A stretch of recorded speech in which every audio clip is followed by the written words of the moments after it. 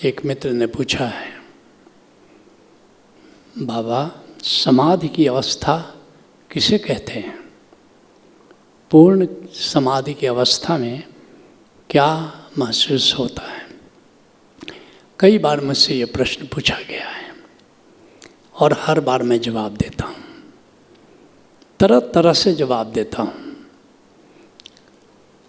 कोई बात जच जाए तुम्हें, पता नहीं किस बात से तुम्हारे भीतर कुछ जगे, तुम्हारे भीतर कुछ खिले। ओशो से भी ऐसे ही कई बार लोगों ने पूछा साक्षी क्या है। अपने अंग्रेजी प्रवचनों में 5000 बार उन्होंने साक्षी की व्याख्या की है। CD रोम में तुम देखोगे। और मैं समझता हूँ अपने हिंदी प्रवचनों में भी लगभग 5000 उन्होंने समझाया। किसी ने पूछा भी है कि ओशो इतनी बार तो आप साक्षी के बारे में बता दिया है आपने, फिर भी कोई पूछता है तो फिर आप बताते हो। ओशो कहते हैं कि अगर साक्षी को नहीं जाना तो तुमने अध्यात्म का कुछ भी नहीं जाना, और अगर साक्षी को जान लिया तो सब कुछ जान लिया। माना कि मैंने इतनी बार साक्षी को समझाया है, लेकिन आगे भी जितनी बार तुम पूछोगे उतनी बार तुम्हें बताऊंगा। वही बात मैं तुमसे भी कहता हूँ, इतनी बार तो समाधि समझा चुका हूँ, फिर भी जब जब पूछोगे तब तब मैं बताऊंगा। क्या पता कौन सा इशारा, कौन सा संकेत तुम्हें जगा दे। लेकिन समाधि को समझने के लिए ज़रूरी है कि जिसे तुम जानते हो पहले उसको समझो। 3 अवस्थाओं से तुम परिचित हो, जागृत, सुषुप्ति, स्वप्नावस्था। जागृत क्या है? होश प्लस विचार प्लस समय का ज्ञान। जैसे अभी तुम जागृत अवस्था में मुझे सुन रहे हो, मुझे देख रहे हो, तो तुम होश में हो। लेकिन अभी विचार चल रहा है, समय का ज्ञान है कि कितना समय बीत गया। इसको कहते हैं जागृत अवस्था। कुछ न कुछ विचार भी चल रहा है तुम्हारे भीतर। सब लोग शरीर से यहाँ बैठे हैं, लेकिन सब यहाँ नहीं बैठे हैं। कोई घर की सोच रहे हैं, कोई घाट की सोच रहे हैं, कोई बिजनेस की सोच रहे हैं।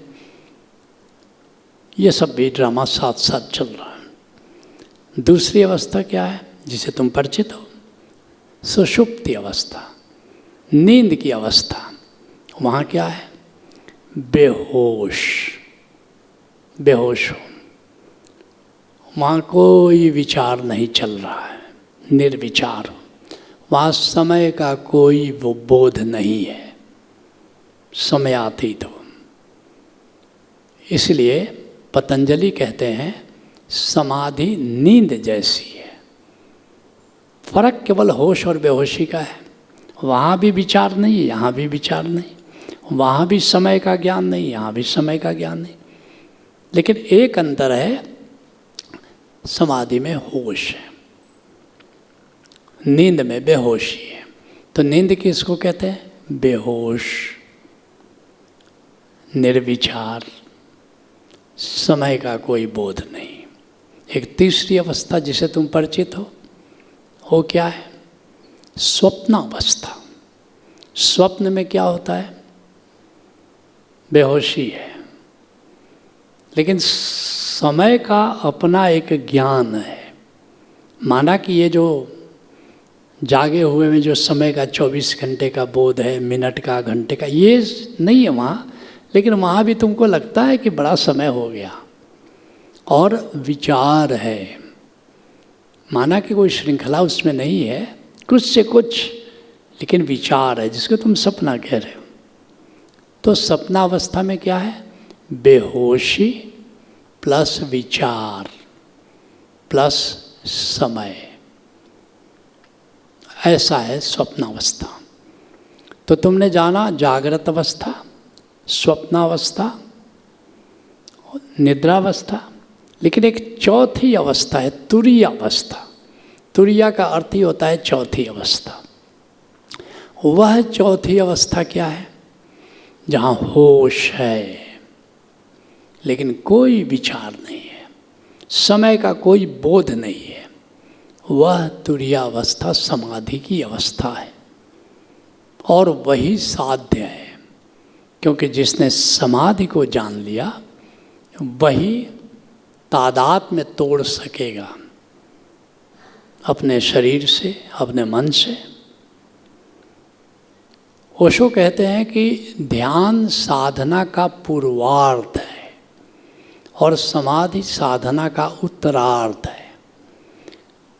पहले की अवस्था ध्यान। ध्यान में क्या होता है? ध्यान में तुम निराकार को देखते हो और तुम विचार से मुक्त हो जाते हो, समय से भी मुक्त हो जाते हो। लेकिन एक बात का तुम्हें पता चलता है कि तुम जागे हुए हो निराकार के प्रति, ये पता रहता है। ध्यान में पता रहता है कि मैं निराकार को देख रहा हूँ। समाधि उत्तरार्ध है। समाधि में किसके प्रति तुम जागे हो यह भी नहीं पता चलता। जैसे तुम नदी में गए, झील में गए, तुम तट पर बैठे हो और नदी की सतह को तुम देख रहे हो, या तुम उतर भी गए हो वहाँ, तुम देख रहे हो। डुबकी तुमने नहीं लगाई है, देख रहे हो सतह को।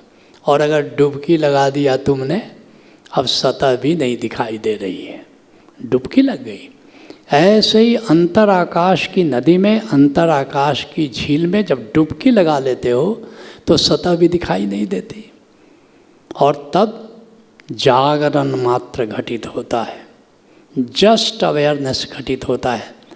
किसके प्रति अवेयरनेस है यह भी तुम्हें पता नहीं है। इस अवस्था को कबीर साहब ने बड़े प्यारे शब्द में कहा है। कहते हैं जाप मरे, मंत्र जाप करते ओम हूँ, समाधि में ये भी छूटा। जाप मरे अजपा मरे। अजपा क्या है? सांस के साथ नाद का जो श्रवण करते हो वो भी छूट गया। जाप, अब कोई सांस वांस का वहाँ ख्याल नहीं है कि सांस चल रही है कि नहीं चल रही। जाप मरे अजपा मरे और अनहद भी मर जाए। नाद श्रवण जो करते हो, जब समाधि में जाते हो तो नाद श्रवण भी नहीं होता। राम सने ही नाम रे अकह कबीर समझाए। लेकिन जो साधक है, जो चैतन्य है, जो बोध है, वो बना रहता है, वो नहीं मरता, वो नहीं छूटता। इस अवस्था का नाम समाधि है, जहाँ केवल होश बचता है। तुम समाधि में जाते हो यहाँ पर, और जैसे ही मैंने कहा 2-3 लंबी और गहरी सांसें लो और बाहर आ जाओ, तुम सब के सब बाहर आ जाते हो। तो कहीं तो होश है, किसी तल पर तो मेरी बातें तुम्हारे तक पहुँच रही है। लेकिन कोई गहरी नींद में है तो कहते रहो, सुनेगा नहीं। सुने, सोया हुआ। बड़ा मुश्किल से लोगों को झकझोरना पड़ता है, जगाना पड़ता है। ऐसे लोग कहाँ सुनते हैं। लेकिन समाधि में बहुत धीरे संगीत बजता है, बहुत धीरे, बहुत 2-3 लंबी और गहरी सांस। तुम इतनी सी बात भी सुन लेते हो और तुम बाहर चले आते हो। कुछ लोग कहते हैं कि मुझे पता ही नहीं चलता कि मैं नींद में था कि समाधि में। आज तक नींद में जाने वालों में से किसी ने मुझसे नहीं पूछा कि बाबा मुझे पता नहीं चलता कि मैं सो रहा था कि समाधि में था।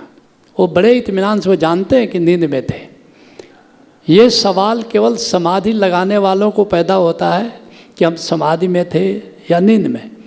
तो मैं उन्हें कहता हूँ कि जब सवाल उठ जाए कि मैं नींद में था कि समाधि में, निश्चित जानना कि तुम समाधि में थे, क्योंकि ये प्रश्न ही तभी पैदा होता है जब तुम समाधि में होते हो। नींद में तो ये सवाल पैदा ही नहीं होता है। तुम्हें इत्मीनान रहता है कि हम नींद में थे। लेकिन समाधि परमात्मा का आशीर्वाद है। समाधि की टेक्निक हमने ओशोधारा में तुम्हें दी है, तुम जाते हो।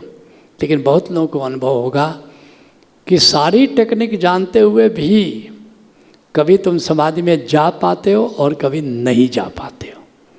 और ऐसा ही होगा, ऐसा ही होगा। कोई कबीर भी नहीं कह सकता कि मैं जब चाहूँ समाधि में जा सकता हूँ। इसलिए कबीर साहब कहते हैं, एक आध बार जब समाधि अच्छी नहीं लगी, कहते हैं कि हे राम, करवत भला न करवट सोई, तुम मुझे आरा से चिरवा दो, मुझे मंजूर है, लेकिन मेरी ओर से तुम करवट नहीं बदल सकते। हाँ, ये और बात है कि कबीर साहब 100 बार जाएंगे तो एक बार नहीं लगेगा, 99 बार तो लगेगा, लेकिन एक बार नहीं लगा वो भी उनके लिए बर्दाश्त नहीं है। और तुम्हारे साथ है कि 100 बार जाओगे, 50 बार लग गया तो समझना डिस्टिंक्शन बहुत हो गया। 50 बार प्रभु की कृपा हुई, क्योंकि समाधि उसका आशीर्वाद है। तुम दावा नहीं कर सकते समाधि पर, जैसे एनलाइटनमेंट पर तुम दावा नहीं कर सकते कि मैं साधना कर रहा हूँ, संबोधि क्यों नहीं घटित होगी, क्योंकि संबोधि, समाधि, ये सब परमात्मा का आशीर्वाद है, ये सब परमात्मा का उपहार है। Let's acknowledge.